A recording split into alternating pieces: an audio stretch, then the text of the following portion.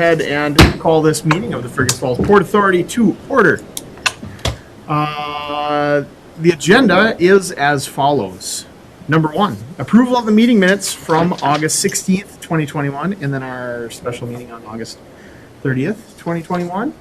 Anyone have any questions, comments, concerns about the minutes? Claire has her hand up. Not the minutes, sorry, but we do need to, I thought we should have on here that we need to approve our agenda, in which case I would like to say let's add a piece of business to the end of the agenda if possible. Okay. Do we have a motion to approve the last minutes first? So moved. Steve and Brent with the second. Okay, thank you. All in favor of that signify by saying aye. Aye. And that carries. Next, Clara, would you like to add anything to the agenda? Yes, thank you for asking. I would. Come. How feeling? I would like to add a introductory discussion to a possible economic development opportunity. Ooh, I like those. Okay. All right. So then, you want to do that at the end? Yes, please. Okay. All right.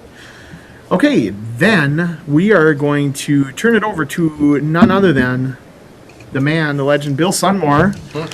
And he is going to tell us all about the awarding of the Port Authority Bond Series 2021A for the Downtown Riverfront Project. All right, thank you, Mr. Chairman. We're going to call up, I'm going to sit here if that's all right. I'm going to call up Doug Green, our municipal advisor, as he can't be here in person. By the time the sale was all done today, he wouldn't have made it here in time, driving up from the Twin Cities. So I will call him up. We have a presentation on the screen. Jill, if you want to hit play from the beginning, so we'll have that ready.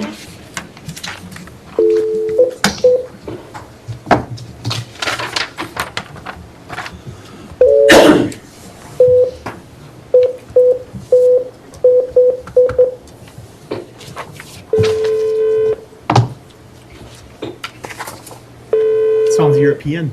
There you go. Is he in Europe? This is Doug. Hi, Doug. It's Bill and the Fergus Falls Port Authority. So we have you on the conference call. Good afternoon. Good afternoon. I hope it's raining storms down in the Twin City, which is kind of nice. Yeah, we're getting just some rain today, so no storms. So. Yeah. Well, let's see. Is the PowerPoint in front of the group? It is. We're on the first slide that just, says City of Fergus Falls, Minnesota, and Port Authority General Obligation Bonds. Okay. Well, on the second slide, and feel free to chime in here. We put this in just, I understand you all probably been talking about this project for years, and know that there's a lot of different funding sources that are going towards this project, some of which are still unknown. It's evolving month. And so down at the bottom, the funding sources in the box, you see that city funds, bonds, municipal state aid, the others, liquor store funds, and even potentially American Rescue Plan funds. So, some of those are to be determined, but this amount of 1.4 million is in that 3.4 million line item. So again, just the point is, because of the unknowns with this project, we don't know what those other funding sources are going to be, so we wanted to keep this bond issue as small as possible, with being able to, fund the construction project. Doug, can I chime in there for just a sec? Yeah, absolutely. So one of the other intentions for that bottom line item of city funding is we're going to the legislature in 2022 to ask for another $1 million of state bonding dollars for phase 2. So that's also in that number. So if we are not successful, then we'll have to come back and bond again like we're doing right now. But that's why we're, like Doug said, keeping this bond issue as small as possible, because we originally asked for $1 million more than we received in state bonding for this first phase. So we're going through that process again next year. So that's why we're where we are today. So, is that 1 million in the 1.7 up above? The 1.7, that is that we have been approved for. That is what we're using in phase one. So that 1,750,000, that is what we were approved. We're asking for another $1 million on top of that. That would come out of that 3.4 million on the bottom. Okay, thank you. Great.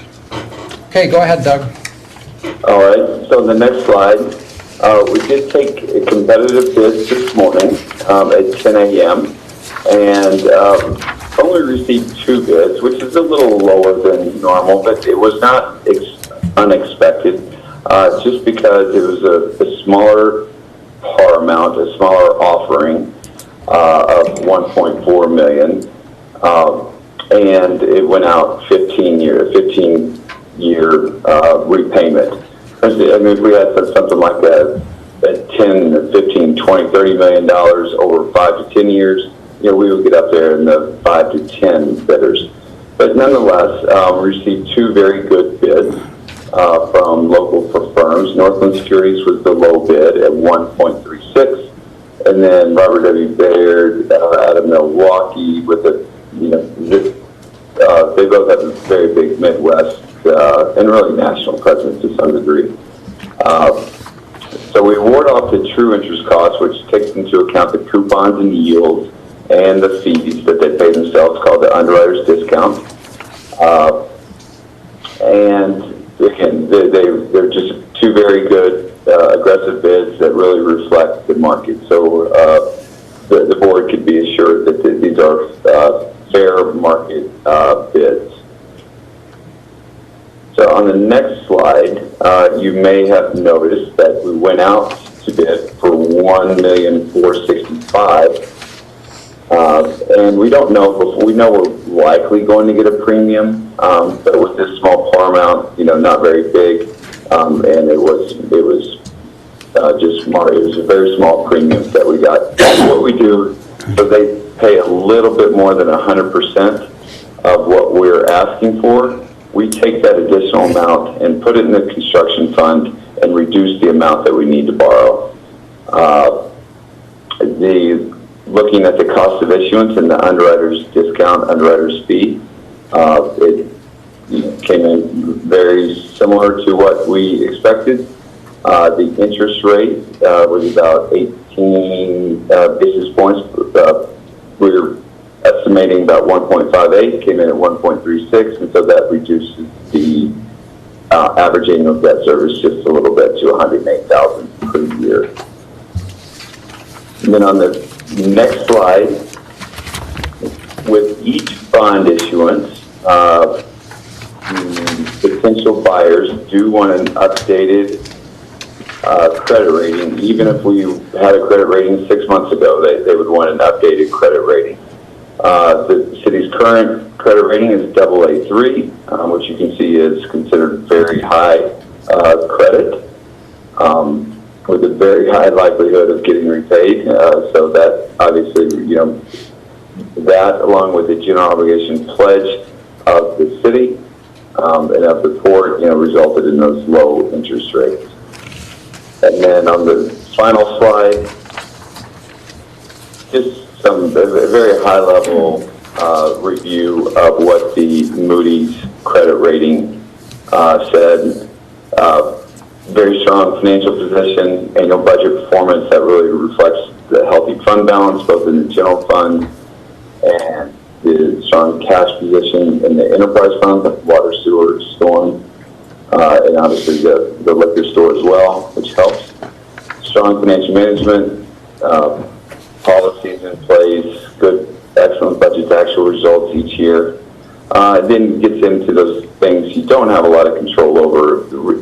The fact that it is a regional economic center and a healthcare hub for the region certainly is a strength. And then the only thing that's preventing us from getting a higher credit rating is just relative lower income levels compared to higher rated cities. And of course, those higher rated cities primarily in larger metro areas. So some things are out of our control. But all in all, great results. We hit the market on a very good day to issue bonds, on a terrible day for all of our 401ks, but that's the way it works. And so Yeah, we would certainly recommend approval of and award the bids to Northland Securities. Okay, and we have that resolution in your packet. You have the draft. Just a little bit before coming down to the meeting, I did receive updated resolutions, which we'll get to Jill, that has the numbers put in that Doug just went through. So that's, the resolution will ultimately, that you'll sign, will have all that filled in. You don't have that in your packet, you have the draft. So we're looking for that resolution, providing for the issuance and sale of $1,460,000 general obligation bond series 2021A and pledging for the security thereof. Oops, rent payments, that is not the right word in there, I just saw. So she must have just, let me grab my packet.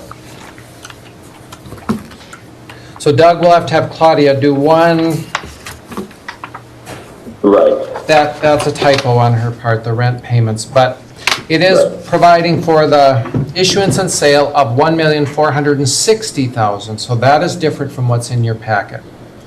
It is And what would we, 1 million. Yes, that's correct. 460. and that's the correction that needs to be made, is just the dollar amount? Just the dollar amount. Okay. And this deal with rent payments, I can see that was from our previous Port Authority one that we did for Lakes Country Service Co-op. I bet she took and copied this, and that's from the law firm. So we'll have her correct that title as well. And what should it say? Should it say rent payments or just It, cross that out? just cross out the rent payments. I mean, we're putting the full faith and credit of the city behind the bonds. Yeah. So I think if we pass the resolution providing for the issuance and the sale of that dollar amount, $1,460,000 GO bonds 2021A, should be fine. That's fine. Yep, because the pledges are all in the bond documents, so. Okay. All right. So do we, anybody have any questions for Doug? Or Bill? Okay. So the resolution is a resolution providing for the issuance and sale of 1.46 million in general obligation bonds series 2021A and pledging for the security thereof. Would someone like to offer that? So Steve is offering. Do we have a second? From Bridget. All right. All in favor signify by saying aye. Aye. All opposed, same sign. Okay, that carries. Thank you. Just as a side note, those of you city council members, you will hear some of this as a repeat when we get to the city council meeting, because you will also have a resolution tonight on city council. Well, if there's one thing I can't get enough of, it's bonds. So There you go. I'm excited. All right. I agree. Great. All right. Thanks, Doug. We appreciate it. Thank you very much. We'll call you back after 5:30, Doug. Sounds good. Okay, bye. Thank you. Bye. All right. Good job, everybody. Thank you. Moving right along to the dairy property. Clara, would you like to give us an update? Yeah. So, we have a few things that we are going to talk about tonight. First thing, Karin, before we jump into the survey, which actually I'll pull it up in a second. I forgot to add this to the wording on the agenda, but one thing that we are going to need to do one more time is extend the purchase agreement between the city and the Port Authority while the DNR finishes their review of the appraisal. I had thought we would have enough time between when we got the appraisal back and the 1st of October. That is apparently not the case. So we need to extend it one more time, and I think we should be safe and extend it till January. Is that what we decided? For sure the end of the year, I would say. Do we have till the end of the following year? We did get an extension through the legislature for another full year to finish the project. Certainly better be but done by the end of the year. Brian reported this morning that everything was essentially off of the site. I thought it was supposed to be. Will be. Yeah. So, yeah. He had said it would be done at the beginning of September. I think there are still a few things remaining. So that's moving along, but yes, that is one thing that we need to do is extend that purchase agreement one more time. Okay. And do we do that by resolution? Okay. So would someone like to offer a resolution to extend the purchase agreement? And what was the date we're gonna go with? End of the year. I think should we go to the end of this year? Yeah. Okay. Because if the DNR holds us up yet again, it's okay for us to come back and review it again anyway, Okay. you know, to keep everyone on the same page. So the end of the year is good. Okay, all right. Okay, so Brent is offering the resolution to extend until December 31st of this year. Caroline seconding, thank you. All in favor signify by saying aye. Aye. All opposed, same sign. That carries, thank you. Great. Thanks, you guys. And then at the end of our special session that we had last month, Karin helped put together a survey for you guys to do that will help get us thinking about the RFP process for the dairy site. I think everybody except Rebecca has had a chance to fill it out, and Karin was helpful and synthesize all of the results. And I'm gonna have Karin come up and just talk about what she's thinking for next steps for us, and then we can make a discussion about where we want to go with this. Karin, I have your memo up, so I'll pull it up for you. Jill grabbed it, actually.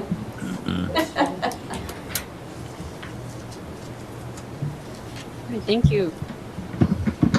Thank you. Good afternoon.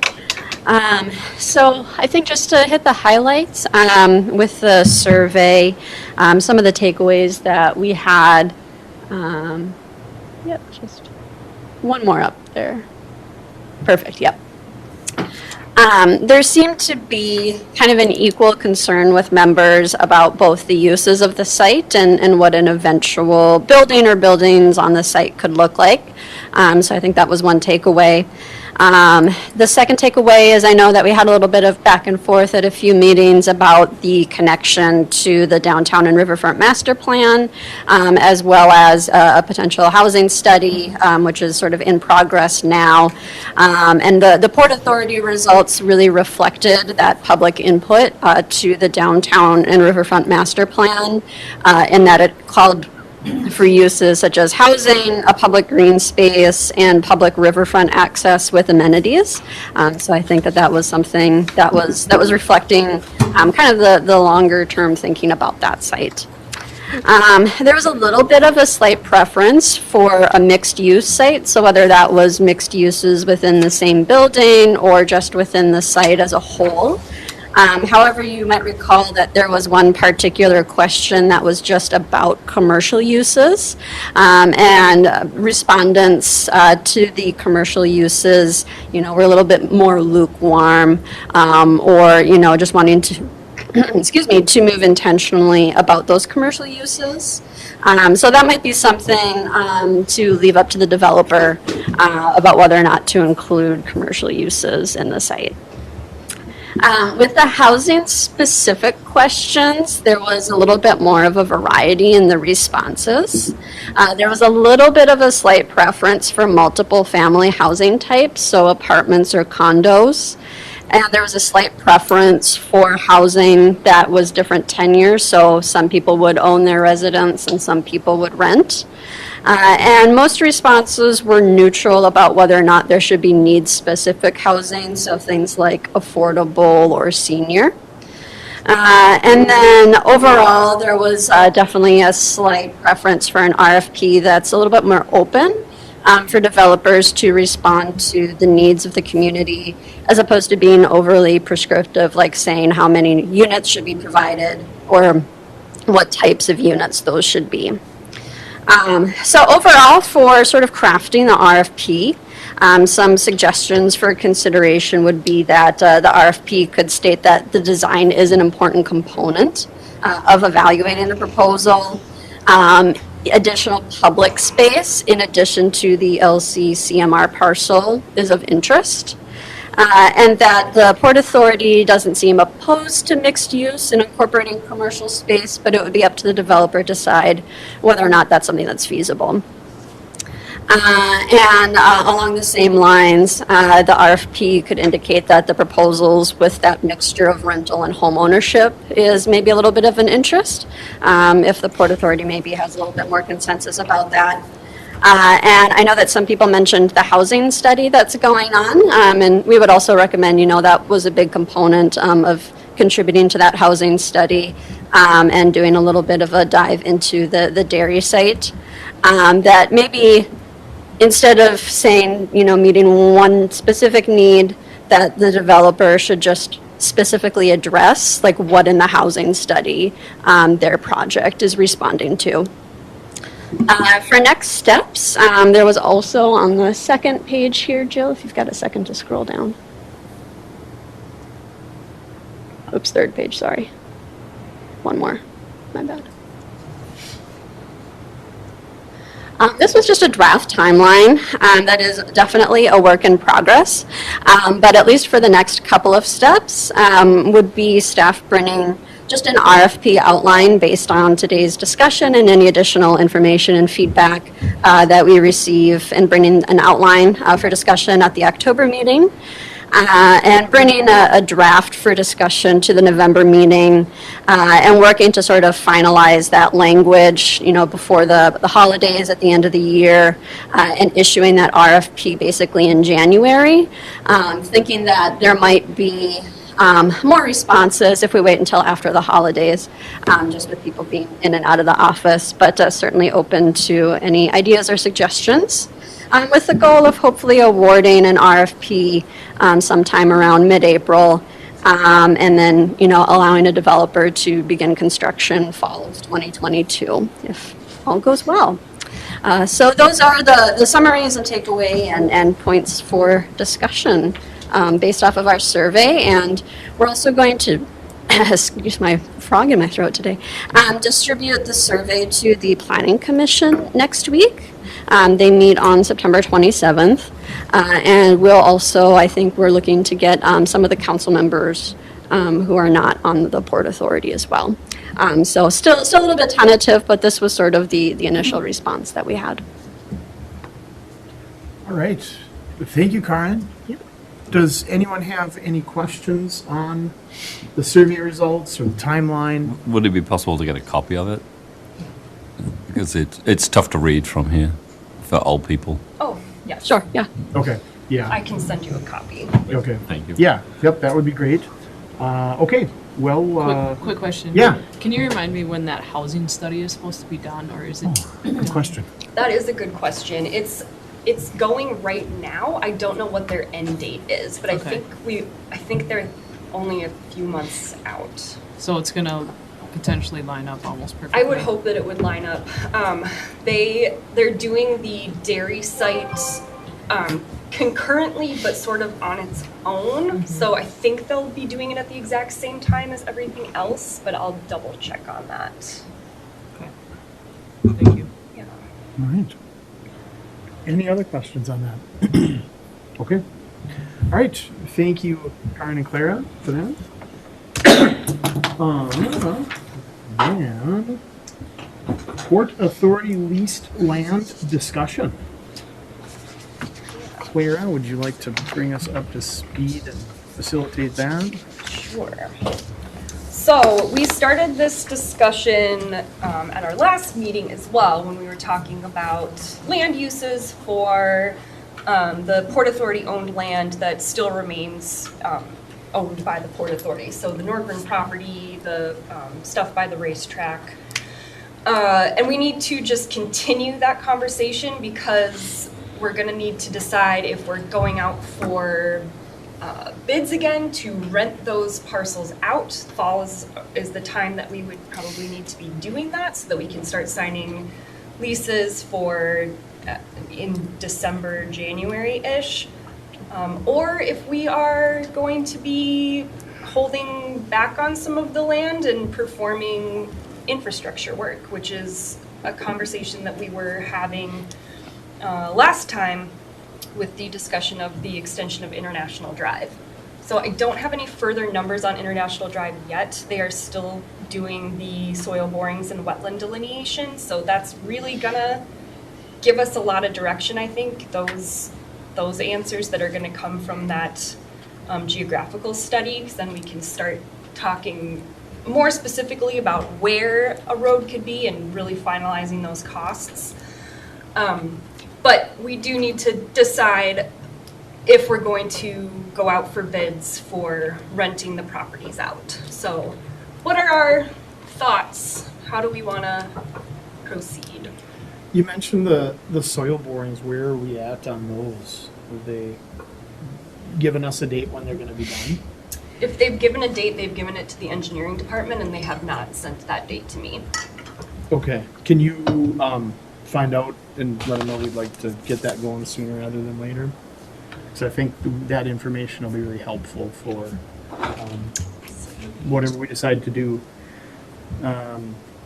Well, at some point I had asked Natalia to give us her thoughts from Greater Fergus Falls on what would be a good, just some ideas or some options. Natalia, did you want to just say a couple things about the properties and let us know if you have any ideas on them?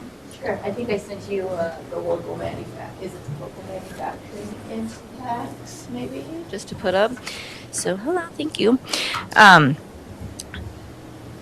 I was asked at the last Port Authority meeting to put together an economic impact analysis on the differences between manufacturing and like what the Speedway is currently bringing in terms of job creation, tax generation, those kinds of things. I did not get the required data to put together a cohesive plan, so I, rather than sampled some of the job creation numbers and tax generation to put that top chart together.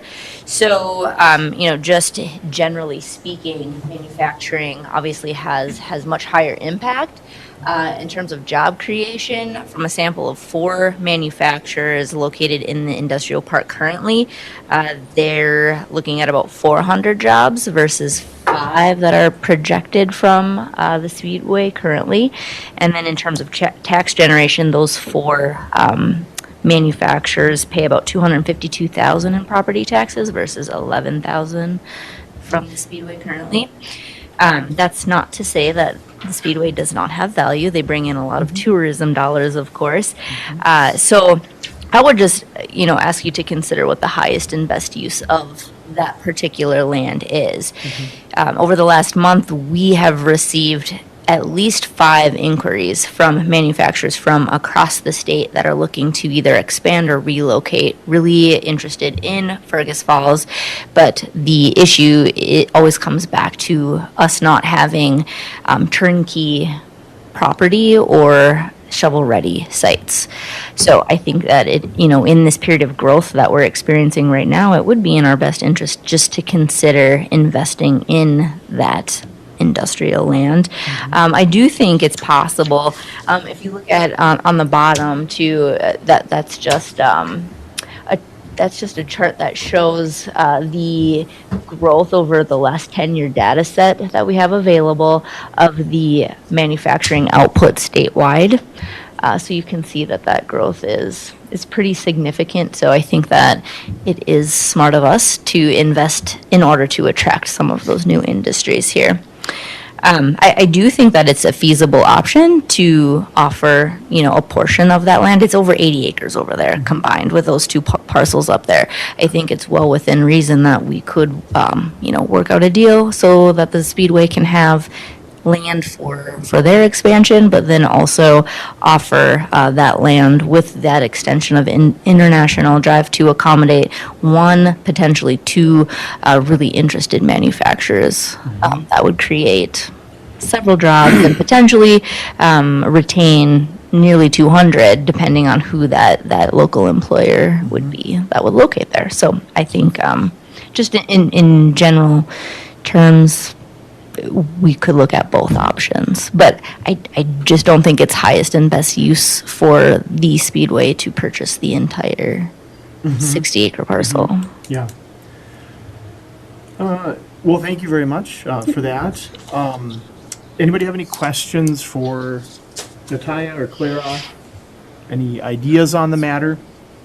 So I think we talked about this maybe a couple of meetings ago when I asked Bill about the ARPA money and infrastructure improvements. Is that something that could happen to make a site shovel ready?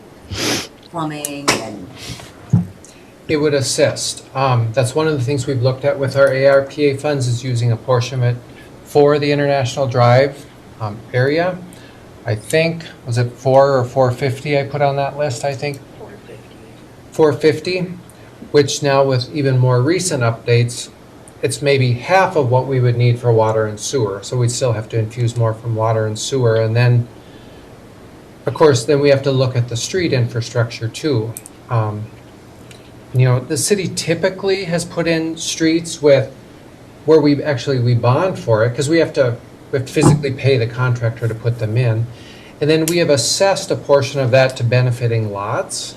That's what we saw like on the Progress Drive lots which granted, we talked about those and how it was very high price tags on those because there was a lot of earth moving, but I struggle a bit because nowadays, you know, nobody likes assessments, everyone wants all the infrastructure in, so it's ready for them at no cost to them.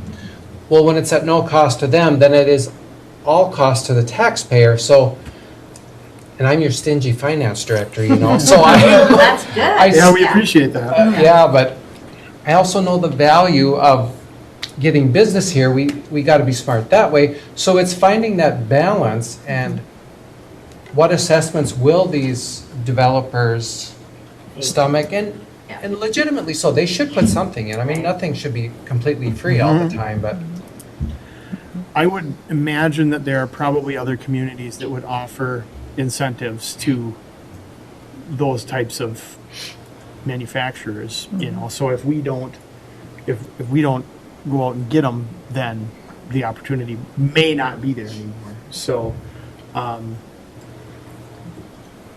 yeah. So it seems like we need to. I mean, we need to figure out what it would cost, and then, you know, and then look at all of our various funding sources. But, you know, it's a long-term investment in the future of the city and in our workforce. So, does anybody else have any thoughts? I think it's how competitive do we have to be, like you Right. said, Mhm. so we're not overly, you know, aggressive. And then what kind of value do they bring, more specifically? So, you know, hundreds of jobs is really tough, but like 25 jobs, what does that mean? That's a realistic number that we could probably attract, and economically that would, I'm sure, pay for itself fairly quickly. So initially we fund it, but eventually, I mean, that pays for itself. But just more objective information on that would really help, I think, us to be able to make a decision without thinking we're overdoing it or being too aggressive or whatever, from my perspective.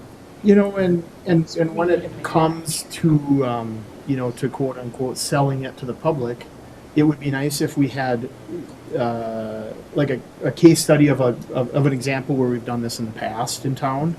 If we've done something like this in the past, then what did we get for a return on it? I mean, like how many jobs were created? You know, I mean, just to give us some, you know, some reference, if that's a possibility. But yeah, I think that's good points, Steve. You know, and and nothing at all against, you know, I-94 Speedway or anything that they do, but I mean, I think when we're looking at the future of development in Fergus Falls, I mean, we've got this piece of land that's ideally suited for this type of use. I think we need to look at that first, and then find a way to work with the Speedway for whatever their needs might be. So. And I'll just remind you also with the Bdpi grant that we've talked about here before, they would cover up to 50% of those infrastructure costs as well. That is a rolling deadline. We do have a resolution to support an application for that at this time. We just don't have the data or the numbers yet in place. But there is about $3 million available currently for Greater Minnesota to apply for, but as soon as it's gone, it's gone. So if we do want to pursue this, it's something that we should probably apply for by the end of the year. So, Your Honor, I think obviously coming back to the original question, which was do we or do we not lease the land? I think, you know, ultimately it's designated industrial, and I think if we, you know, by that alone, it's not activity or recreational, which I would put in the bucket of the Speedway. And I think we should pursue basically more of the job creation that has a sustaining long-term effect rather than a seasonal one. It's nice, but I also received a lot of complaints about noise from the Speedway. I think the atmospherics were not particularly good. So, yeah, and nobody really said that they saw a lot of the people in the restaurants. So, it might be an economic boost for certain segments, but not necessarily for the whole town. So, where if somebody creates, as Steve said, whether it's 25 jobs, whether it's 50 jobs, that's 52 weeks of the year, and 10 or 20 years of plus. And that's what we're trying to do, is get sustainability, not just, warm fuzzies for a year. Yep. I think that's very valid. And I would say for the ag land that we're currently renting, I think that's kind of, we stick to doing that unless there's an opportunity comes up, because we can always get out of that if there was a real kind of like need for some of that. I mean, when we just have to buy the crop. So. Yeah, correct. I agree. Yeah, and in terms of the jobs, I gave that range, Steve, just simply because those are the numbers that were provided to us based on the interested parties.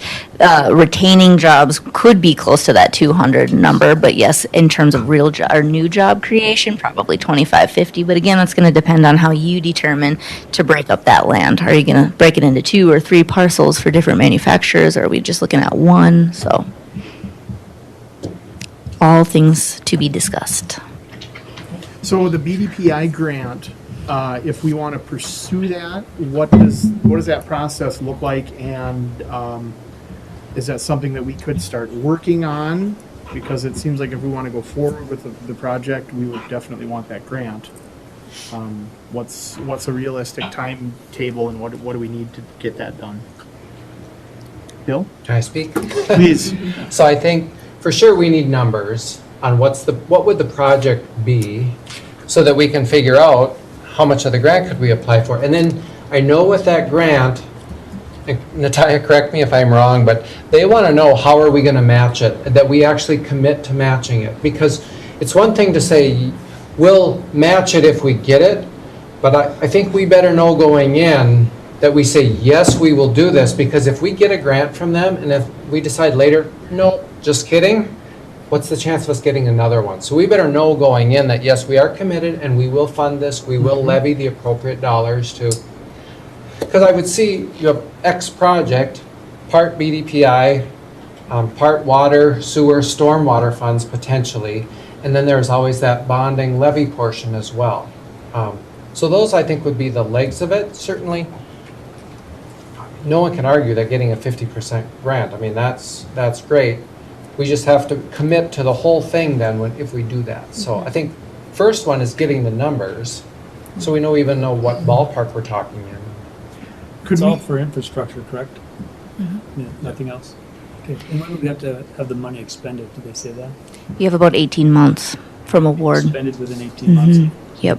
But with, the ARPA funds where you can actually use some of that for the city sewer and water, you can count that as in kind also. You can do that with all of your engineering costs, all of that. So the city has that going for them too. But yes, obviously the funding mechanism is the big piece that we need to figure out. I think the other part is just getting comfortable with the probability of putting somebody in there. And it's probably not going to be guaranteed, and that's just part of development. Unless you can find someone to guarantee it for us. Well, You have a window of yeah, opportunity to do that now. and we have talked about that, and there is one manufacturer that we could get a commitment from if that's what you would require to proceed. One for sure. One, I mean, I think we would definitely look at that, right? Talking about, I mean, normal city development, you don't have that. You still have to have a vision and realistically build out your infrastructure. So, I mean, even without it, I think we need to look at this. detail on. That's what we need to do to Yeah. grow. Yeah, and in terms of that grant too, you score higher if you do have interest or like identified businesses already in place. But if, with that large piece of land, we would still score fairly high if we had at least one identified party with the option to, attract new industries because that infrastructure is already in place, so. So, would it be by our next meeting, do you think that city staff and Greater Fergus Falls could work together to have some of those numbers, some rough numbers drawn up? Is that a possibility? So that's an engineering question. Brian would have I would to hope we would be able to. be able, within a month. yeah. You're definitely right, it's an engineering. Oh, you got Andrew's. Let me speak to that real quick. I just talked to Brian about this last week, and this is an email he sent to me on Wednesday. He said, I had MEI take the project out of warp speed in consideration of the revised schedule to bid in early spring. And what that means is this manufacturer that Natalia just referenced that could commit, their original desire was to have a road built out yet this fall. So we were like, push the gas, let's get this thing laid out. And almost so fast you start doing sloppy work. So Brian said he's going to request a preliminary cost now that more detailed design has occurred because we were on that warp speed, but now that we can hit the brake a little bit. Okay. The last conversation that we had with this manufacturer that Natalia's referencing was they would look to, or they're comfortable with the timeline of starting infrastructure in spring, but bought us a little bit more time. So what we envision the next steps would be is we get those better numbers, which I think will serve us well in the long run. And then we're going to meet with the mayor and Natalia, some of the folks who have been working on this particular project, and start laying out what the BDPI commitments might look like, because we have no idea what the half commitment will be of the city until we know what those numbers are. So, if it's fine with the Port Authority and we're already on that road, I'd like to continue on that road. And then when we have that with Bill and Natalia and the mayor and Claire and I have a comfort level with what those numbers look like and where the potential funding sources might be, that's probably a good time to report back to the group. If you guys want to be more hands-on than that, that's totally up to you. But I think we're kind of on a good direction with this particular project that I don't know if we need to complicate that, if that's okay with all of you folks. No, it's if you, I think if you feel that the work is being done and we're moving towards the result we want, then I'm comfortable with letting staff in Greater Fergus Falls work it out and then let us know what you need and what. I think each month we just get more and more clarity, and that'd be fantastic. Yep. Yeah, we don't have any good information because we have no idea. Like Bill said, we put $450,000 down because that was like the first shot at this, and now we're thinking just the water and sewer portion might exceed $1 million. So it's an expensive project, but it's an important one. So we just need to be mindful of how we're going to splice that out. And, take advantage of those ARPA funds where they're eligible, and then have Bill get creative to find the rest.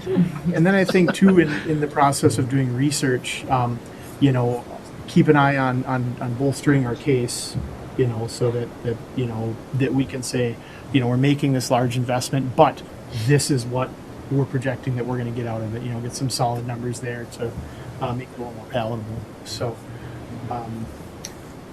anyone else? Bridget? I just have a question about the Speedway. Are they actively pursuing additional land to lease? And so Yes. what is their expectation of us to communicate with them about a plan or So- what we're deciding? Last year, so they have their lease is up in, I think, December. So we need to come back to them and say, and they have an offer out, so they, standing since they've had this lease in place, they also are willing to purchase the entire parcel. So, The entire 80? yes, they Additional would take the whole thing, or they have also expressed that they would be interested in talking about splitting and just buying an upper portion, leaving a bottom portion for manufacturing. So we have to come back to them and say, this is the direction that we're headed, and we're either going to entertain an offer from you on this upper portion, or we're not. When are they expecting that? Probably pretty soon. Their lease is up at the end of December. Sure. So that's why we're talking about some of this stuff here is we have active leases out on multiple properties, and we need to get down to, do we ask for those leases again? Like with the Norgren property, do we just continue to farm those? What I'm hearing is probably yes, because right now we're going to focus on the International Drive expansion. So then, do we continue to lease the upper portion to the racetrack as we are doing now, and leave the bottom part so that we can pursue some of this activity come spring? Or do we entertain a request from them to purchase the entire parcel? Is there any appetite for that? I just have a clarity question, I'm sorry. So, they have their current space and they are leasing the upper portion, but want to buy the upper portion?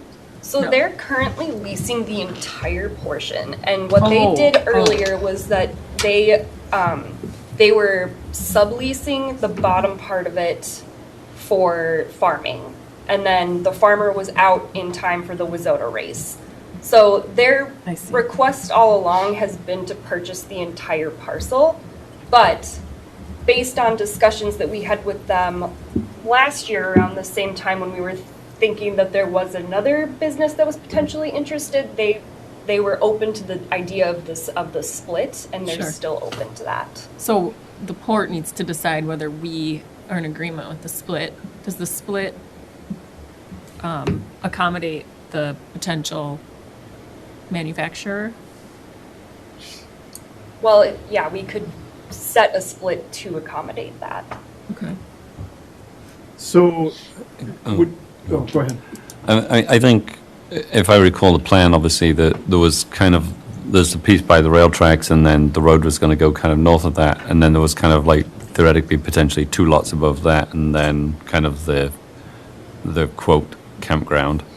Is that what we're still envisaging, or are we envisaging something different than that? Because I wouldn't be supportive of, like, what's north of the road has to be industrial, because we won't pay for the road. I mean, either side of the road has to be industrial. We can't have one side of it being a campground, because we won't see the benefit of property taxes. So, I mean, I think if it was kind of that sort of split, then I'd be quite happy to see it split. But if they're expecting to come down to where that road is, then that's a lot of good land to give away. Okay. Is there anyone who feels that we should prioritize the desires of the Speedway over the development of manufacturing properties or industrial properties? I agree with Anthony. I mean, we want to favor manufacturing, but not to the point of losing it. That's where I differ a little bit. And, you know, if we could move Speedway but keep it in Fergus Falls, I understand the noise is a whole different issue, but that would be the way to do it, is make the manufacturing as best that you can, move and keep the Speedway. I just think it'd get tough to keep it when you move it, because once they look at moving, they'll look all over. And so potential to lose it. So I would say do as much manufacturing as possible, but don't lose the Speedway. And so if we can go around it and be happy about it, doesn't take care of the noise issue, but at least we keep them both, and Yeah. then look for other properties And to it's grow only once manufacturing. a year or whatever. Yeah, I mean, Don't if forget about it until next Speedway. yeah, I would say that if there's a way to do both, Yeah. we do both. We want our cake You want and to eat it. support your current businesses. Yeah, for sure. Yeah. Yep, that's a good point of clarification that I mean, we do want to do both, but if I think what I'm hearing is that if the opportunity to facilitate a industrial tenant comes, then that's what we want to.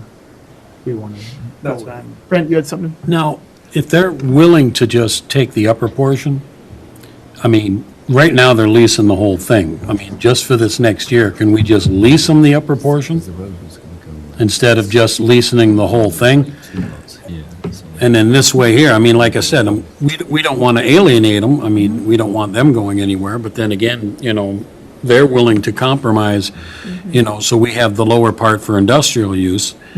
I mean, worst case scenario, if it came down to the point where they needed a little extra space during, you know, the WISSOTA or whatever they're going to do, and we don't have anything going on with that, we could possibly, for a short term, at least in that lower portion, just for whatever event they're doing.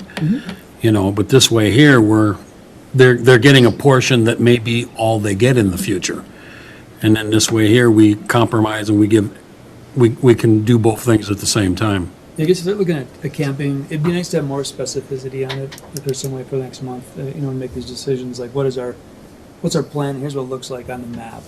And so, because I agree, you know, talking about things that facilitate a better experience out at Speedway aren't gonna probably match industrial side. So, you know, if we can somehow put it on one side or the other to shield it from the rest of manufacturing, that's way different of a decision than if you can't.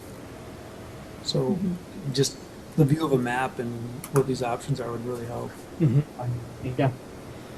So I will reach back out to the racetrack owner and just see if he can provide a little bit more insight into what they are actually looking at, like what they'd want to be doing. Because I've heard different things that it would just be for camping, or that maybe there would be another a smaller track build. So maybe if we can get some more clarity on what that could actually look like, we can start to envision how we could actually use the site. Yeah, that's a good point. Find out what they want to do with it, what their needs are, and then see how that fits into our plan. Bill? We'd still want to lease whatever land we own for farming in the interim, right? Because Yeah. in the current job market where even manufacturers, yes, we want others to come in, but we have no employees, nobody's working anywhere, it seems. Everywhere you go, it's just, there's nobody working, and Yep. except us all here. Yeah.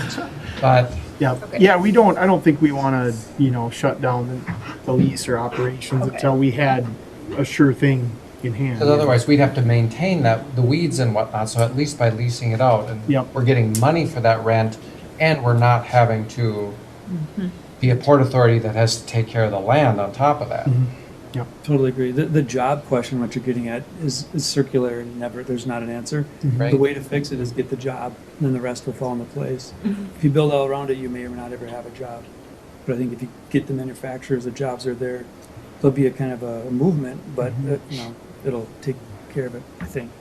But what about the housing? We can't forget about the northern property. I say housing, daycare, everything, but to me, without the job, Yeah. right? So, Well, and you know, along the same line, you mentioned you know, housing. It would be good to see a projection of what that project would cost, and you know, look at the returns on property tax, and yeah, because we do need housing, you know, and that's another big rock to crack, as Kent would say. Yeah. That and you know, and that kind of leads a little bit into the discussion of you know, we've talked about it in the past of us as a port coming up with standards and practices that would be you know, kind of a diagram of how do we proceed when manufacturer A wants to come to Fergus Falls or wants to expand. Do we pay for their infrastructure, because we should keep it fair, you know, and consistent, and then we also have to look at the manufacturers that are already here, or whatever tenant, you know, the local businesses say, well, I would like improvements to my road, or I'd like you to build me a road too, you know. I mean, so I think what we need to do as a port is come up with kind of a process, and then that way we can use that same process with you know, whoever may come along. Granted, we might, you know, tweak it a little bit here and there, but I think that would save everybody a lot of effort, not having to reinvent the wheel every time and we've had this discussion before. We just need to get going on it. So I think I'm hearing economic development policy. yeah, we need one of those. Oh, okay. Yeah. And that's citywide, not just the Port Authority, Yeah. because we get tax increment, tax abatement requests. Claire and I were just talking last week, we need a good economic development policy to see where does the city want to go? It's not about where staff is going, but what are the goals and objectives of the city, and as far as how much do we subsidize? What are those appropriate levels? So- Yeah, and then as a manufacturer, even though I'm literally out of town, you go, so there's a lot of manufacturers in town, and you've got to be cognizant of, if you help somebody move to town to create 25 jobs when they've got vacancies for 12 jobs already, Yep. then, be careful you don't kind of cheese the people that are actually here and paying. Yep. Because I agree, and I think that those are big numbers for communities Yeah. to think about when, it's jarring when you hear $1 million for city, for water, and sewer. So I think it's good if we had a way to explain how those decisions are made and what those long-term benefits are going to be. Yep. Yeah, I think that's a great directive. Yeah, that's a good point, Anthony, about making sure that the manufacturers and businesses that we already have know that we care about the health of their business too. All right. So if in the next meeting, if you want to update us on those items. So it sounds like we'll keep things kind of the way they are, and then revisit as necessary as we learn more and more about what this possible project might look like. Does that sound right to everybody? Okay.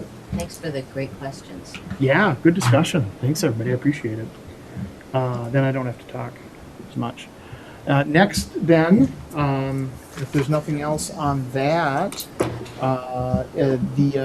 Claire would like to tell us about a possible, or maybe Natalia would like to tell us about a possible economic development opportunity. This isn't like a reverse funnel scheme, is it? So I'm not interested. No, and it's good timing because it really falls in line with the previous discussion about establishing priorities, criteria for these types of requests. So we received a request last week from a business who is just outside of Fergus Falls that is looking to build something new within city limits. They're looking at land that currently does not have a paved road or city utility access, and so they've requested that the city or the Port Authority cover those costs. So I just want to tell you a little bit about this business first, and then we can kind of go into next steps. So the business is a 91-year-old fourth-generation farm equipment business that's based out of North Dakota. They expanded here in early 2020. They have outgrown their 8,000 square foot building and are hoping to build a 12,000 square foot building on a 5-acre parcel.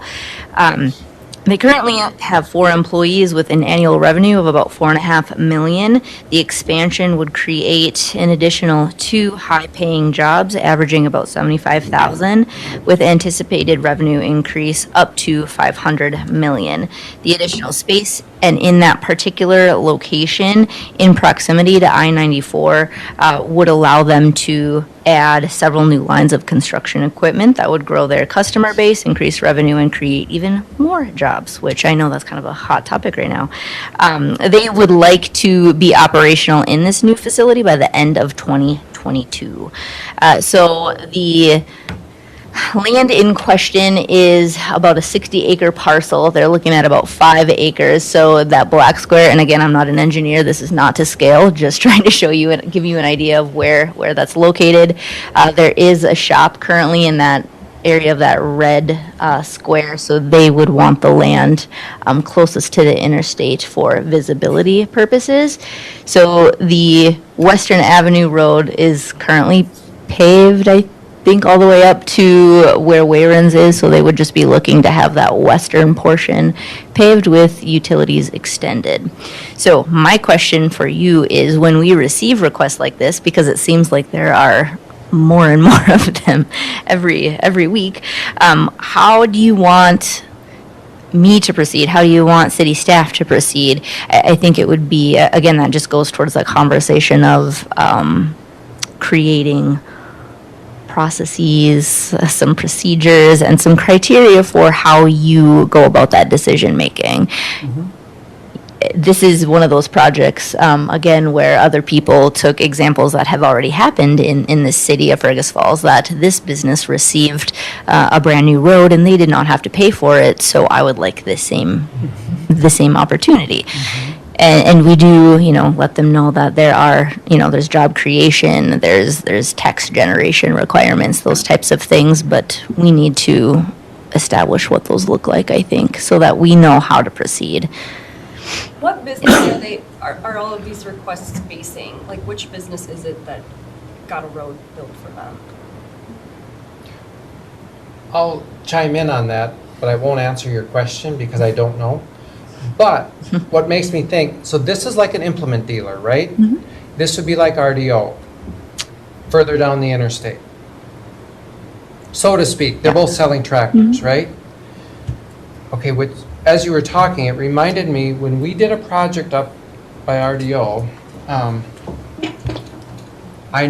again, how we've normally done projects is we put in infrastructure, but we assess the benefiting properties for their proportionate shares of that, which has to be at least 20% of the cost of the project. And I specifically remember sending RDO a bill for that, and they wrote a check for it. So that's how typically it's been done. We assess for their proportionate share. Now, there's always some city share in that because it's a street that everyone can drive on, but their proportionate share. So we haven't just built a road and said, here you go. And this is kind of retail on a big scale. We have not ever done incentives for retail either, I don't think, because that gets to be dangerous. I'm just thinking out loud here, but I compare this to like an RDO or type machine, and we have assessed for their proportionate shares in the past. So typically it has not been, sure, we'll put this in for free. When things have been deferred, or things have been assessed once they come into city limits, so some of those mechanisms may have been misconstrued for somebody getting it for free. I don't know of a single example that we've done. Some of that was probably if they weren't in city limits, we have no authority to assess those costs, but we hold them and they are assessed for when they do get annexed in. And that was maybe then when we sent that bill to RDO. To here's your connection charge now that you're in.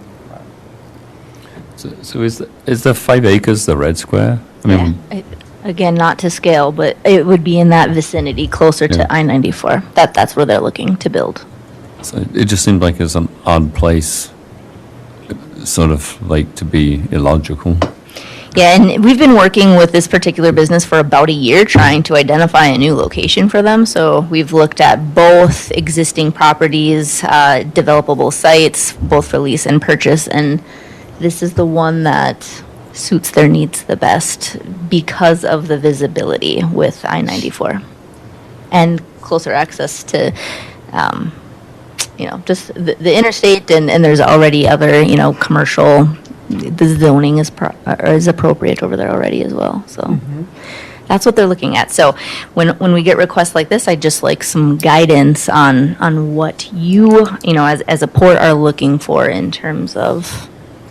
And it was a point of discussion. I mean, I don't know if we know, honestly. I don't think we do. Others would tell you right now. Yep. But I think part of it is, to your example, a lot of entities don't deal with retail because of that reason, the competitive thing. And so, you look at what's the trade area.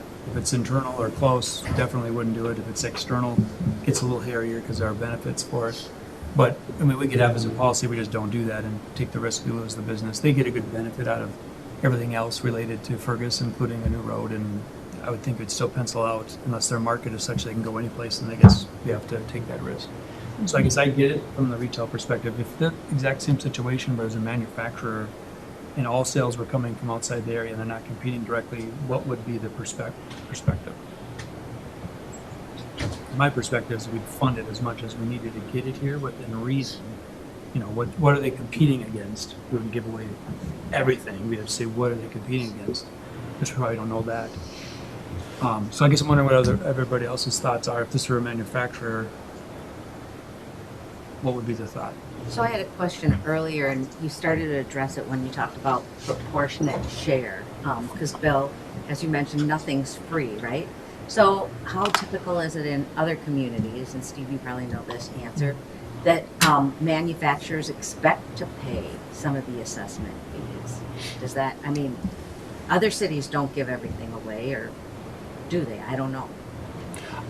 In my opinion, I don't think they do. I don't think, I mean, you hear that all over as, you know, everyone's baiting everyone to come in. You know, come here, we'll give you this. I know in our industrial parks, we had assessments on all those lots throughout. Now, some of them we had trouble selling because they were so high. WMI bought down half of those assessments, so that kind of helped.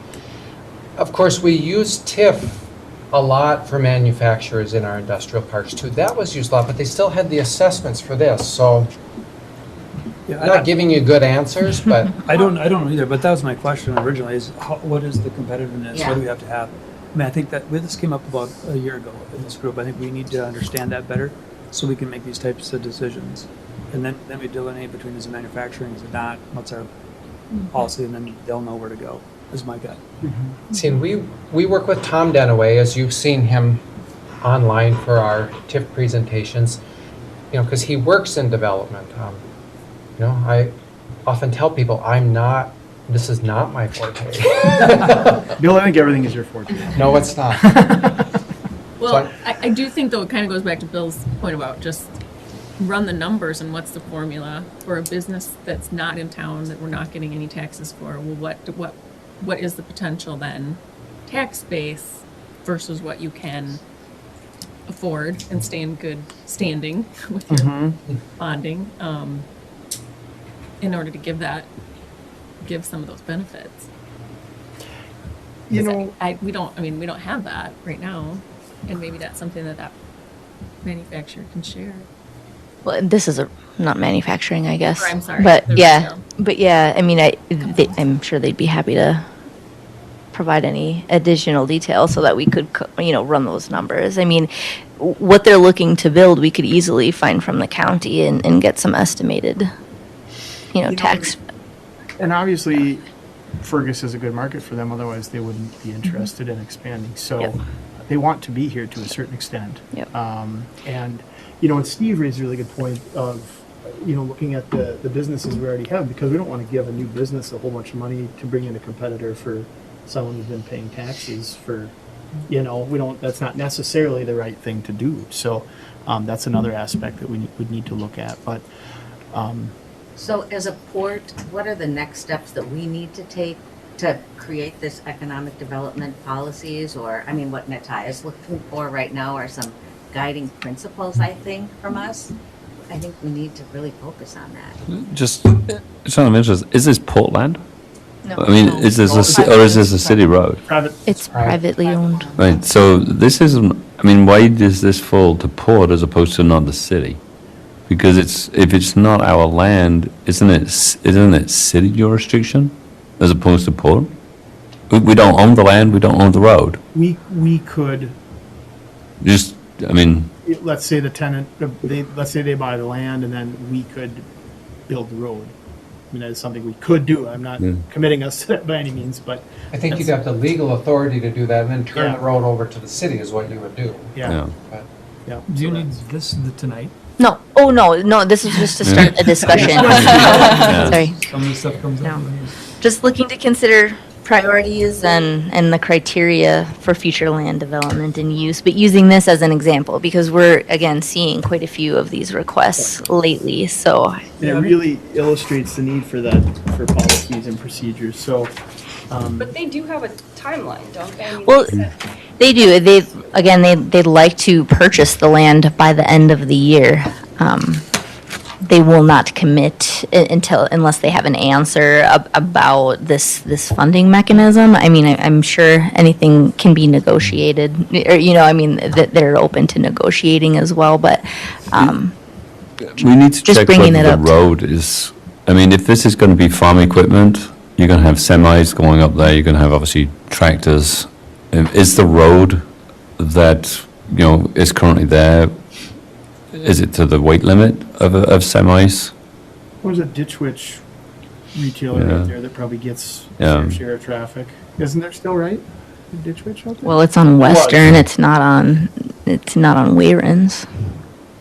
The road that goes east and west. Just right Yeah. south of this map. Are you talking about the Yeah. road that runs Yeah. past like Northern Lake Yeah. Central and that? Yeah. Yeah, there was at one point, sorry for my ignorance, but there was a Yeah. ditch. I think Ditch Witch is still there. So, But roads are built for obviously for a certain amount of traffic loads. so for next steps, Clara and Natalia, could you guys work together to start coming up with the framework of those policies and how, I don't know if we need to bring in a third party that does this kind of thing. And Bill had something to say. Going right with what you're doing, and I think it involves the city as well. So I was going to throw, because Claire and I were just talking about this last week, that we need that. We need that as staff. Yep. Of Yep. what are our guiding principles from the city and the port. So we should almost look at this in October, and I think it needs to incorporate city and port. Yep. I mean, Sure. it's definitely, Yep. so why don't, I'm talking way too much, but. No such thing. But really, the city and, us in Greater Fergus Falls should talk and we'll get moving on this. We certainly have some example policies already. We've reached out to Tom Denaway. You already did that, kind of teeing that up. Okay. So we look towards October to start bringing some framework to both bodies, maybe? Yeah. Or we had a joint meeting. Looking to Andrew on that as far as between the port and the city. Andy looks like he's eager to get started, so good. That's what I like to see. Every conversation we have leads back to the same. Yeah. Yep. Yep. So. And That's we all. having all of us on the same page and knowing what all of your guiding principles are will just be super helpful. Nobody'd have to do any work really after that. Well, it'll help. Yeah. So okay. Thank you. So we'll just ask the city to work with Greater Fergus Falls and determine the process there. So all right. Well, unless anyone has any other further items, our meeting is adjourned. Thank you.